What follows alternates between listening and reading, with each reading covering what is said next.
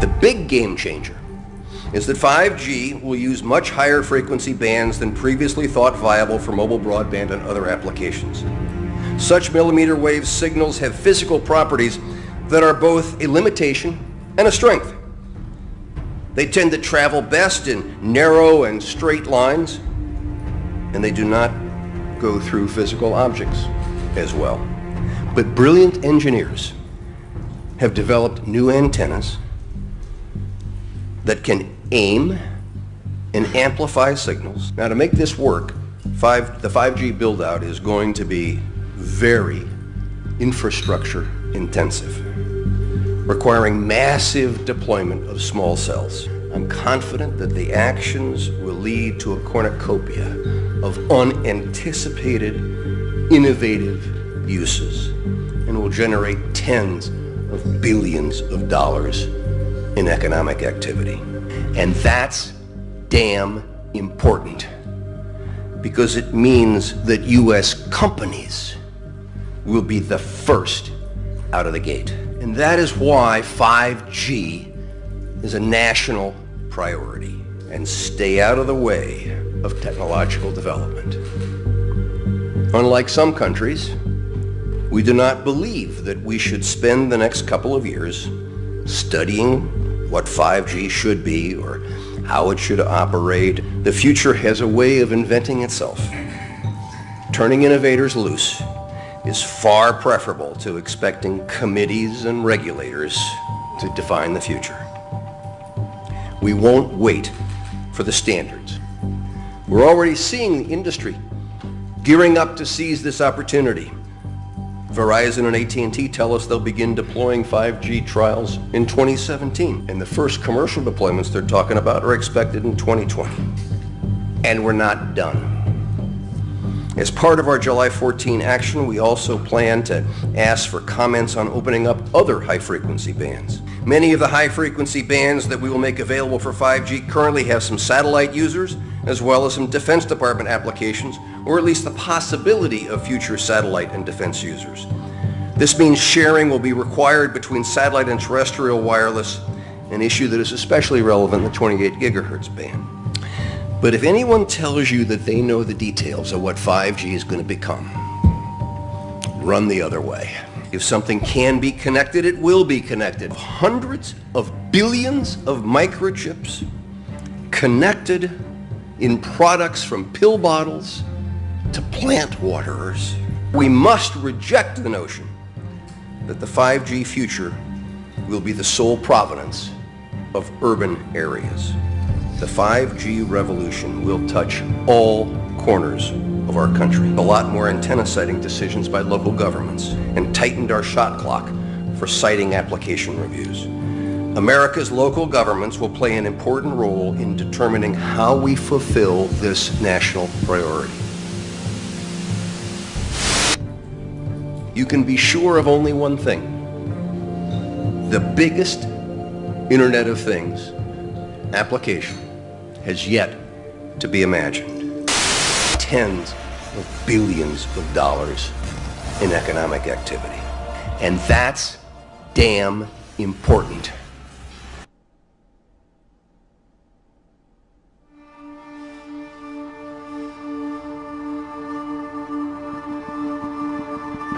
Ask a question. We'll start with you. Good morning, Mr. Chairman. Sir. Needn't egg me on this one. Moments ago, I was attempting to talk to some people who came to attend the meeting and have concerns about radiation and 5G.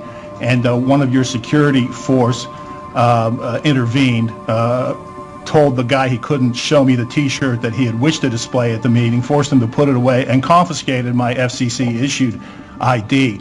Is this consonant with the discussion that ought to be taking place here, and what's your reaction to this action by your staff?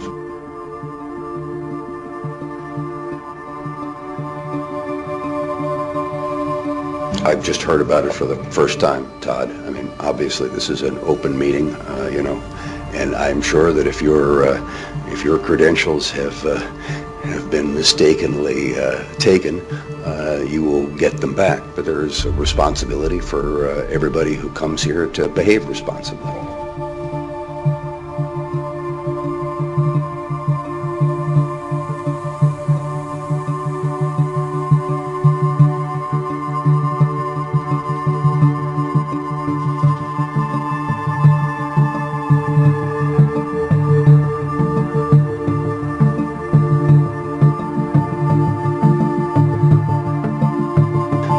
By approving the Spectrum Frontiers Order, the United States becomes the first country in the world to identify and open up vast amounts of high-frequency spectrum for 5G networks and applications.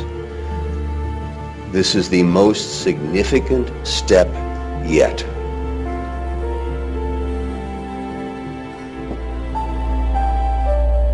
And our BDS proceeding is dealing with that issue. Lydia. Hey Tom, with the Hi, Lydia. study showing wireless causes cancer subthermally, how can you proceed with more wireless expansion with our 60 standards only recognizing thermal effects, ignoring thousands of studies showing cancerous effects, neurological effects, reproductive harm, immune Lydia, do you have a question? I do have a question, Mr. Okay, Chairman. I'll answer your question, Lydia. Lydia Bayud, Bloomberg BNA.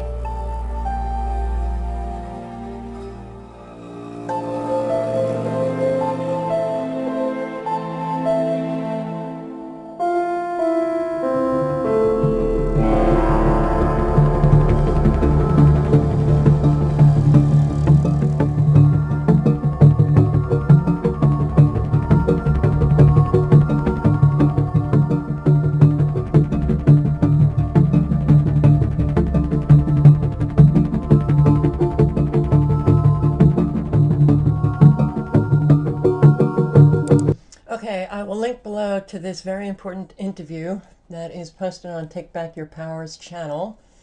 And I hope that you all watch it and circulate it, more importantly. But you just heard it from the FCC chairman himself, Tom Wheeler. We're not going to study it. We are not going to have standards. We're not going to have any kind of regulations. We are just going to let it loose. We're just going to let it loose. This is the technological control grid. And we will all be controlled by it. But the health effects of this, well, it is very, very dangerous. And don't you love it when people just ignore important questions? Flat out ignore it. Like it wasn't even said. Like that guy wasn't even posing a question. He just goes on and just... They ignore questions like that because they don't want to answer it.